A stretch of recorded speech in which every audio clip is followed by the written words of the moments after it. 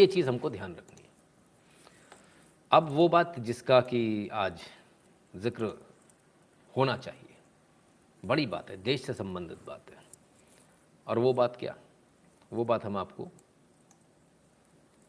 Video के माध्यम से दिखाएंगे। एक और भाला और एक और गोल्ड,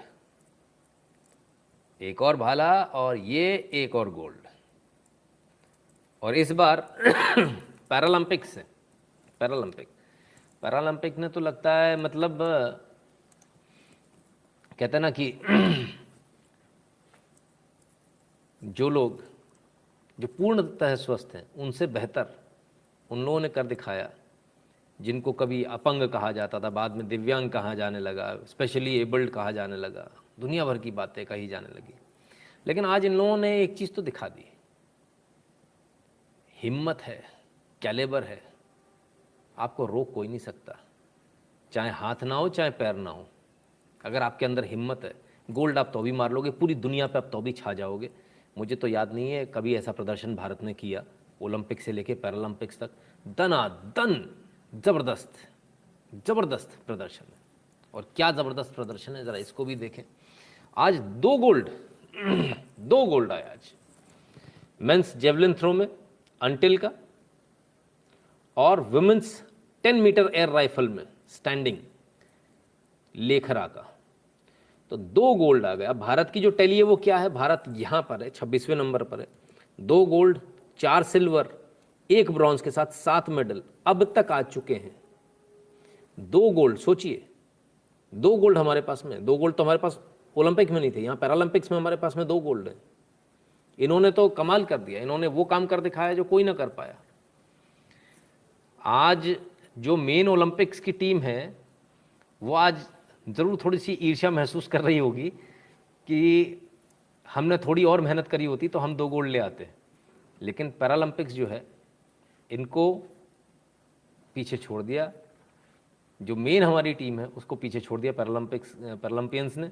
और वाकई में काबिल तारीफ़, भाई काबिल तारीफ़, जिनके बारे में कल तक बात नहीं हो रही थी, आज इन्होंने ऐसा परफॉर्मेंस दिया है कि पूरी दुनिया मजबूर हो गई बात करने को। बात नहीं हो रही थी, ब्रॉन्ज जीता, सिल्वर जीता, सब चुप बैठे हुए थे, बोले ठीक है पैरालंपिक्स ही तो है, कौन सी बड़ी भारी बात है।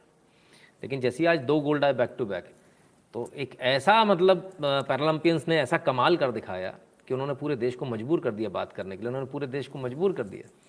क्योंकि ओरिजिनल जो आपकी जो मेन जो ओलंपिक्स टीम है उसको पीछे छोड़ दिया पैरालंपिक्स टीम ने। काबिल तारीफ़, शानदार। हम चाहते हैं और ज़्यादा, ये दिल मांगे मोर, अभी और गोल्ड की। किसी ने कहा भी था सिर्फ 1 गोल्ड से काम नहीं बनेगा, 2 आ गए, अगली बार और ज़्यादा आएंगे। अच्छा, कुछ लोग कह रहे थे कि खेलो इंडिया ये वो, इनसे क्या होने वाला है, तो बकवास बात है, इनसे कुछ हो जाएगा क्या, इतना पैसा बर्बाद कर दिया। मोदी ने कुछ नहीं हुआ, पैसा बर्बाद कर दिया, रिजल्ट दिख रहा है आपको। देश की जो शान है वो हर जगह दिख रही है।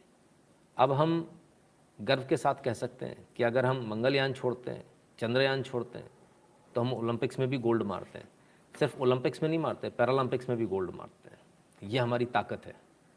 ताकत आपकी सिर्फ एक जगह से नहीं हो जाएगी। ये ठीक उसी प्रकार से है जिस प्रकार से मैं अपने बच्चे को समझाता हूँ कि मैथ्स बड़ी अच्छी है, लेकिन अगर केमिस्ट्री और फिज़िक्स अच्छी नहीं हुई, अगर बायोलॉजी अच्छी नहीं हुई, अगर इंग्लिश अच्छी नहीं हुई, तो कोई फ़ायदा नहीं है इस मैथ्स अच्छी होने का, डब्बे का डब्बा रहोगे।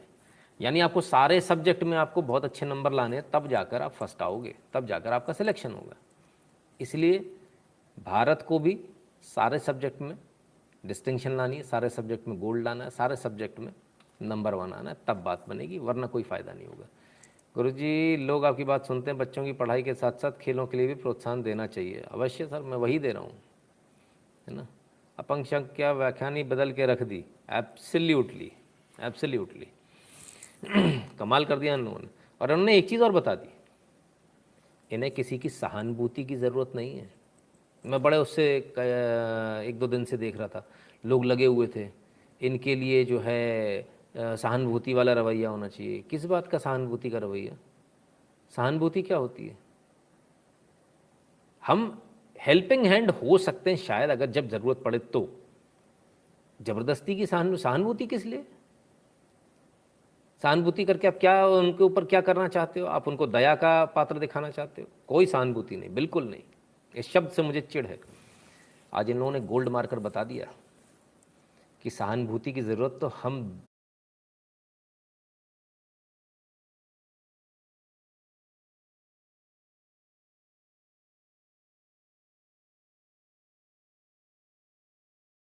दो हाथ दो पैर वालों को है कि हम लोग गोल्ड नहीं मार पाए, इन्होंने गोल्ड मार कर दिखा दिए दो दो, ये हमसे आगे निकल गए। सहानुभूति की ज़रूरत हमको है, उनको नहीं। वो तो बिल्कुल अपना काम तरीके से कर रहे हैं, जो नहीं कर सकते वो करके दिखा रहे हैं।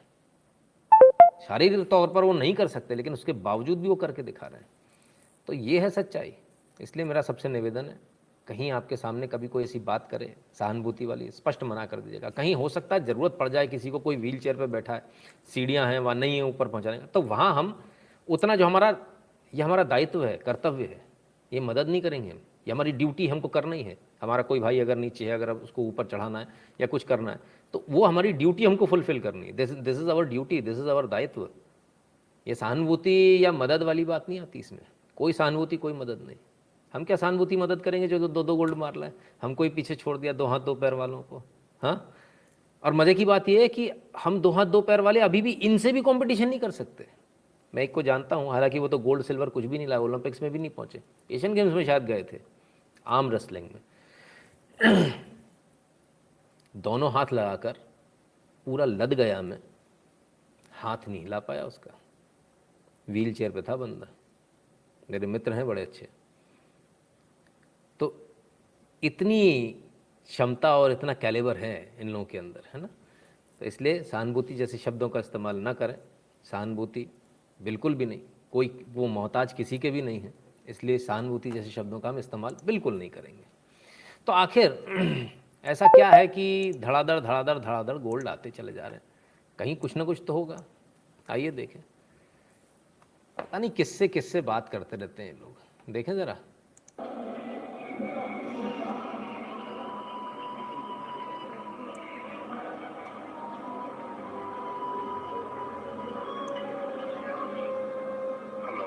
सर नमस्ते। Thank you so much sir. Thank you so much sir.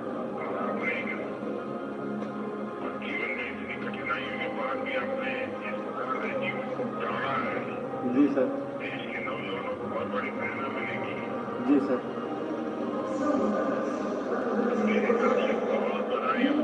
Thank you so much sir. आवाज़ कम आ रही हो, कम आ रही होगी आवाज़ आपको, इसलिए कम आ रही है। मैं बता देता हूँ आवाज़ किसकी, शायद आप लोग समझ गए हो। एक सफ़ेद दाढ़ी वाला बुढ़ा है, एक 20 घंटे काम करने की 20 घंटे काम करता है, आप लोगों के लिए करता है, आपके हमारे लिए। उसका हम लोग उसको पारितोषिक भी देते हैं, बाकायदा देते हैं, हर महीने देते हैं, हर दिन देते हैं, हर घंटे देते हैं, हर पल देते हैं, गाली देकर। तो जो सफ़ेद दाढ़ी वाला, सफ़ेद बालों वाला जो बुढ़ा है, ये आवाज़ उसकी है। ये उसकी आवाज़ है जो हर खिलाड़ी से फ़ोन लगाकर बात कर रहा है, और ये देश का सर्वोच्च स्थान पर बैठा हुआ, दूसरे सर्वोच्च स्थान पर, सर्वोच्च स्थान तो महामहिम राष्ट्रपति का होता है, दूसरे सर्वोच्च स्थान पर बैठे भारत के प्रधानमंत्री नरेंद्र मोदी। कितना फर्क पड़ता है, आत्मबल कितना बढ़ जाता है जब देश का प्रधानमंत्री पहले भी बात करता है, कंपटीशन से पहले भी बात करता है, और ये बोलता है प्रेशर मत लेना, मैंने इसलिए नहीं भेजा कि जीत कर ही आओ, मेडल लेकर ही आओ, नहीं तो देशद्रोही हो जाओगे। प्रेशर मत लेना, जीत पाओ तो जीत लेना, अपना बेस्ट देना। और जीत जाते हैं तब फिर फ़ोन करते हैं। अब इस फ़ोन से बाकी जो खिलाड़ी होंगे उनको क्या हुआ, यार मुझे भी गोल्ड मारना है, पीएम का फ़ोन आएगा, मुझे भी मेडल मारना है, पीएम का फ़ोन आएगा, मोदी जी का फ़ोन आएगा। कितना फ़र्क पड़ता है, जज्बा बढ़ जाता है, मोराल हाई हो जाता है। ये पहले वालों को समझ में नहीं आया था शायद। अच्छा, उनको आ भी जाता तो क्या फ़र्क पड़ता, उनकी आवाज़ ही ऐसी है, कुछ फ़र्क भी नहीं पड़ता। कुछ तो दमखम भी चाहिए ना, आवाज़ में भी दमखम चाहिए, थोड़ी ताकतवर आवाज़ भी तो हो। कि जिससे सामने वाले को ये लगे कि हाँ भाई किसी ने फ़ोन किया है मुझे। तो ये फ़र्क पड़ता है साहब देश के नेतृत्व का, ये फ़र्क पड़ता है देश में सत्ताधीश कौन है, और कैसे कैसे फ़र्क पड़ता है वो भी आपको देखना चाहिए, है ना। मार्क माय वर्ड, मुझे सर्वोच्च स्थान पर भी विराजमान होंगे, आशीष जी कहते हैं। नहीं, हम तो उन्हें कभी नहीं देखना चाहेंगे भारत के राष्ट्रपति, है ना, क्योंकि भारत के राष्ट्रपति के पास पावर नहीं। जिसको एक बार पावर में देख लो उसको विदाउट पावर देखने पर उसका, इससे बेहतर होगा कि मोदी जी सीधे सीधे संन्यास लें, और वही वो करेंगे 99%, and that will be the best thing. चलिए, तो सत्ता से क्या फ़र्क पड़ता है, क्या नहीं पड़ता है, आइए देखते हैं।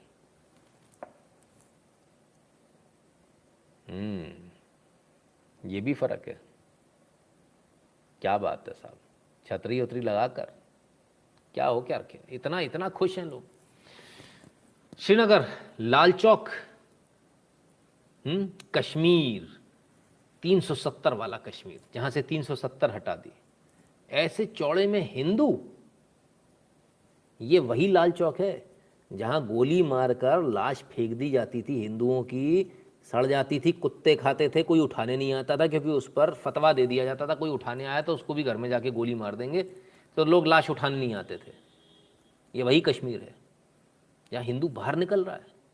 ये तो असंभव सी बात लग रही है, कमाल हो गया साहब।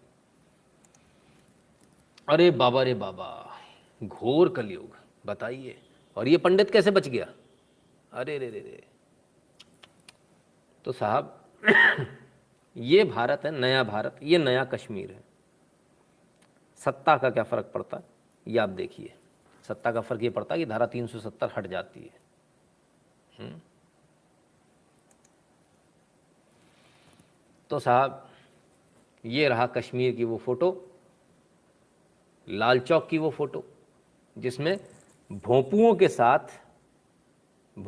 साथ गाजे बाजे के साथ भगवान श्री कृष्ण की आज यात्रा निकाली गई, जुलूस निकाला गया, और ये सब कुछ कश्मीर में हो रहा है।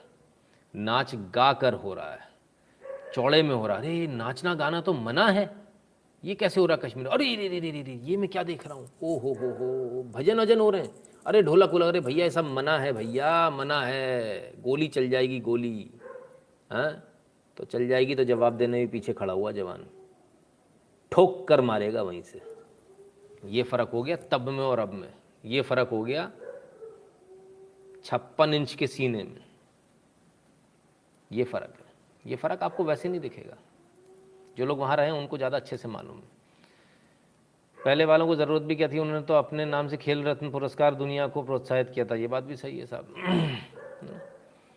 तो साहब ये क्या हुआ, ये इतना बदलाव कैसे हो गया, आखिर इतना सारा बदलाव, कमाल है साहब। पता नहीं, लाल चौक कह दिया, है भी लाल चौक की नहीं है, क्या मालूम। नितिन शुक्ला भी कुछ भी बता देता है, भरोसा कैसे करें।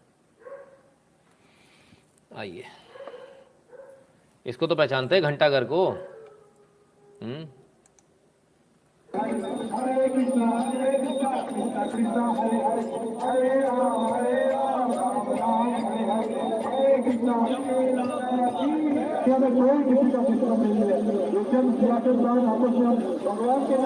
आंखें फाड़ फाड़ कर देख लीजिए, हरे कृष्णा हरे राम राम राम हरे हरे।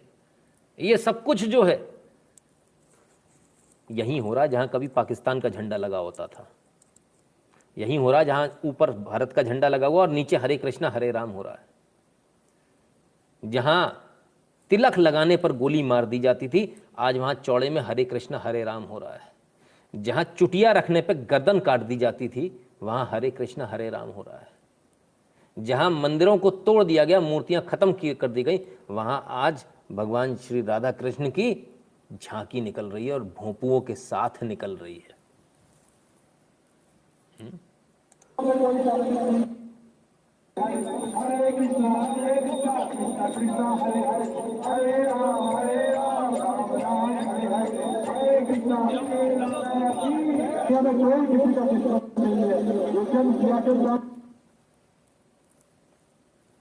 कैसा लगा, मज़ा आया? कुछ मज़ा आया? मिस्टर सिंह पूछ रहे हैं लेकिन कब तक? जब तक आप सत्ता में बैठाए रहोगे तब तक। कुछ लोग कह रहे थे जम्मू में लोग नाराज़ हैं, हो जाइए नाराज़। लोग तो बंगाल में भी नाराज़ थे, लोग तो छत्तीसगढ़ में भी नाराज़ थे, लोग तो महाराष्ट्र में भी नाराज़ थे। क्या बिगड़ गया मोदी का? क्या बिगड़ गया अमित शाह का? कुछ बिगड़ा क्या? ठीक है साहब, बात कड़वी है पर सीधी है, सीधी बात, नो बकवास।